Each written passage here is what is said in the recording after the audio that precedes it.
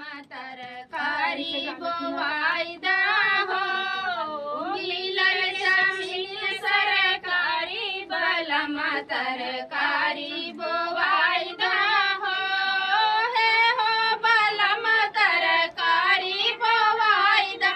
हे हो बलम तरकारी बोवाइदा मिलल जमीन सरकारी बलम तरकारी बोवाइदा हो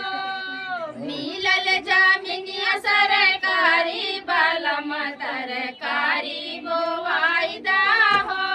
आधे में आलू और गोभी बोवाइदा आधे में आलू और गोभी बोवाइदा आधे में रखा पलिहारी बलम तरकारी बोवाइदा हो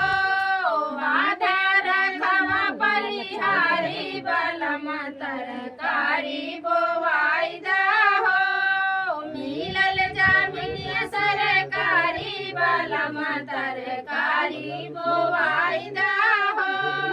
आलू और गोभी ननद के पठैबै आलू और गोभी ननद के पठैबै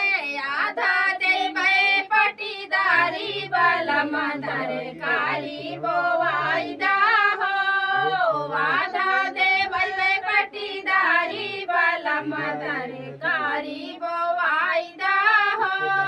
हे हो बलम तरकारी बोवाइदा हे हो बलम तरकारी बोवाइदा मिलल जमीनिया सरकारी बलम तरकारी बोवाइदा हो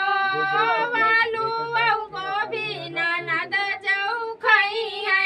आलू और गोभी ननद जौ खई है भैया के दई है निशानी बलम तरकारी बोवाइदा हो भैया के दई है निशानी बलम तरकारी बोवाइदा हो मिलल जमीनिया सरकारी बलम तरकारी बोवाइदा